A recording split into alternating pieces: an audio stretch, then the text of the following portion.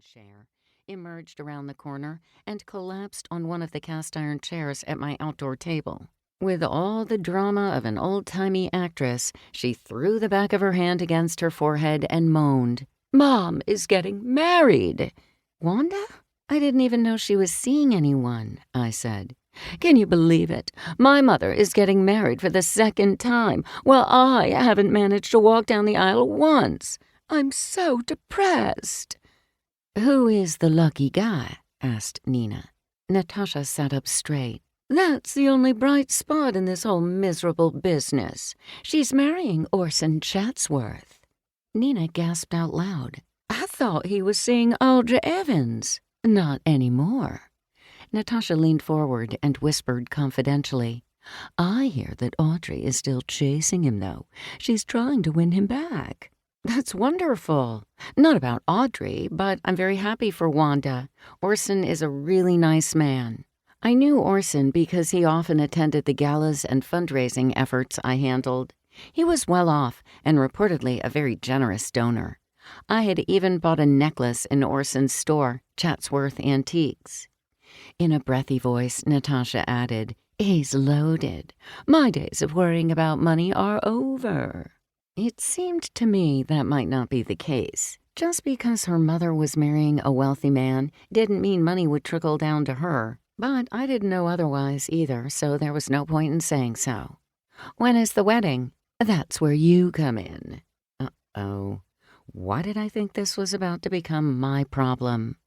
"They planned to go to the courthouse for a civil ceremony, but I'm not having that. Mother's first wedding was a simple country affair. Seriously, her bouquet was wild daisies that she picked herself. This is a major event, and I think it deserves to be celebrated." For once, Natasha and I were in agreement, but what the bride and groom wanted was the most important thing. If they desired a simple ceremony, then perhaps that would be better.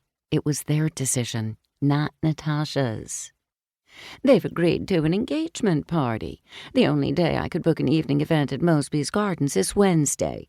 It's not even enough time to send out proper invitations. Apparently, the couple who reserved it a year ago have split up. And now Mother and Orson insist the wedding should be in 2 months, and I can't find any place that can accommodate it. I tell them who I am, but everyone is booked." "Natasha, you have to reserve a wedding venue at least a year ahead, sometimes longer for coveted places."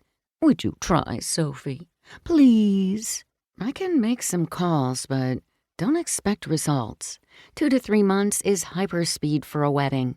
Your only hope is that someone found a different venue or called off their wedding entirely." I wonder where that other couple planned to marry. She heaved a big sigh. "I know you can wave a magic wand. My mom thinks you can work wonders, so I promised I would ask you." "Why are they in such a hurry?" asked Nina. "They're not exactly spring chickens, Nina."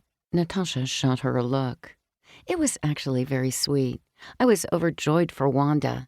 Her first husband had walked out on them when Natasha was 7 years old. Wanda had done her best to support Natasha, working all hours at a diner in the small town where Natasha and I had grown up. Wanda's life hadn't been easy, especially with the expenses of the beauty pageants Natasha had loved so much. Being abandoned by her father had scarred Natasha for life. To this day, she continued to look for him. She had even tried searching familial DNA, which had turned up a half-sister, Charlene, and their father's second wife, Griselda. Unfortunately, he had left them in the same abrupt manner in which he had jilted Natasha and her mother. He simply walked out the door one day and never returned. The two free-spirited mothers were very much alike. They had bonded and opened a New Age store in Old Town that featured CBD oil products, crystals, and other trendy items. "Natasha, you have a lovely backyard," Nina hinted. Natasha winced. "Have you seen it lately?" Nina shook her head. "Mom and Griselda have turned it into a farm. I put my foot down and said, absolutely not, but they ignored me and planted the entire thing with raised garden beds. Corn, peppers, tomatoes, squash, beans, herbs. My beautiful backyard," she wailed. Nina's eyes